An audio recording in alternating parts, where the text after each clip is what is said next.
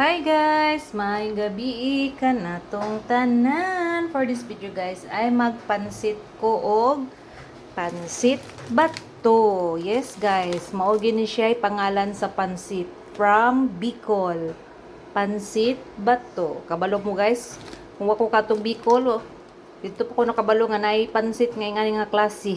Pansit bato. Lami ba siya guys? Atong isubak guys, karning baboy, butangan nato gamay nga shrimp o syempre ang ating squid balls. Ang gulay, carrots and kaning cabbage. Wala ko'y bagyo beans kay nakalimot kog palit og ang lamasaw ug bombay lang unya oyster sauce para lami ang ating pansit. Guys, ato sang higaaning tambok. Wa na to siya guys og oil. Kana atong gamiton pagisa sa lamas. Ayan. Napilang unod. Karon guys, nagpainit ko og tubig kay ako sa dan unahon luto guys ang pansit kay dugay kay ni siya maluto guys. Mahubas na lang ang imong sabaw, ang pansit hilaw pa. So ang akong style karon na hunahunaan ako ni siya nga technique nga ako sa siyang lutuon una before na ko siya pansiton. Gitunga ra sa day nako guys ang pansit bato kay pertira gindahagahan akong hotdog na ko to siya gluto para atong birthday ni Gia giluto na ko tanan. Aw. Perteng daghana wa na hurot sajang ra kaadso kay daghang pay sudaan nga lain. So gitunga na lang gid nako og ganion ang style. Tutuon siya una. Og nihiga na sad guys ang ating tambok ni oil na sa magisa na ta og lamas. Gisa na nato ang ahos o bombay. Ayan. Kabango ay.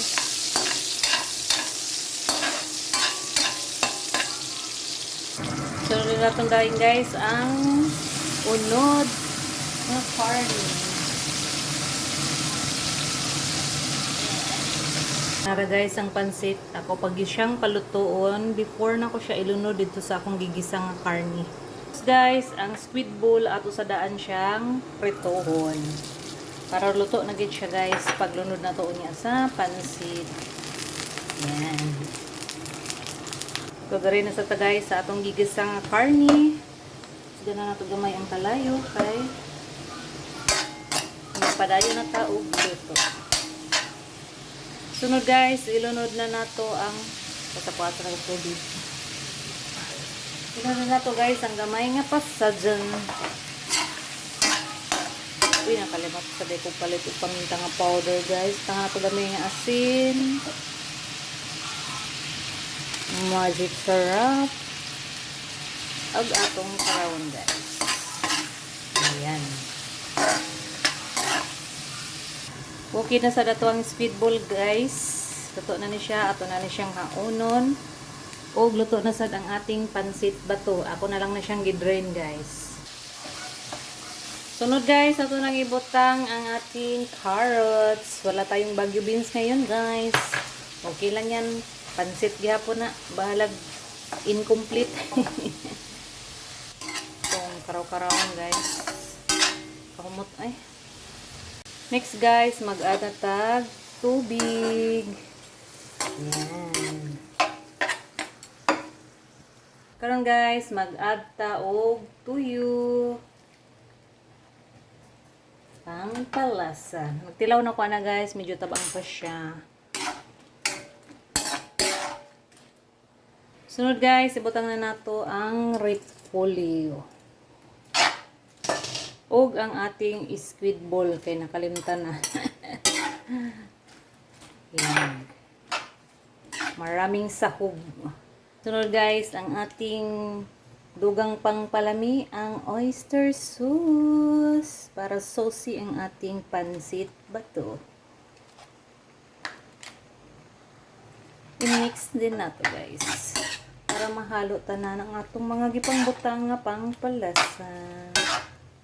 Mag-add sa ta guys og sugar, mga isa lang ka scoop. Syempre, karawon na sa nato guys. Lugay lang gid mo bukal guys kay parte gid hinayang kalayo sa akong luto ay naunsa na maro na nako. Nara guys, ang ating giluto nga pansit.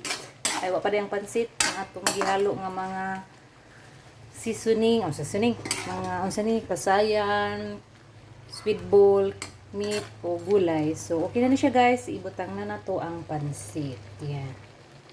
Kuha na siya guys. Nigahi na. Ug syempre atong karawon. Yan. So, yummy. Maganda po guys. Bisag katunga ra kong giluto. So, nawa ninyo. Ang dami-dami ng half lang na isa ka putos nga pansit ba to? Wow, kalami.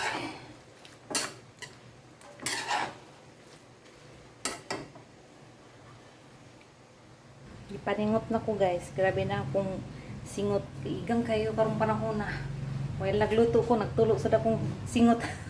So, nara guys, ang ating finished product, charot. Ang ating masarap na pansit bato. So again, thanks for watching. Enjoy cooking, happy eating. God bless you all. Bye bye.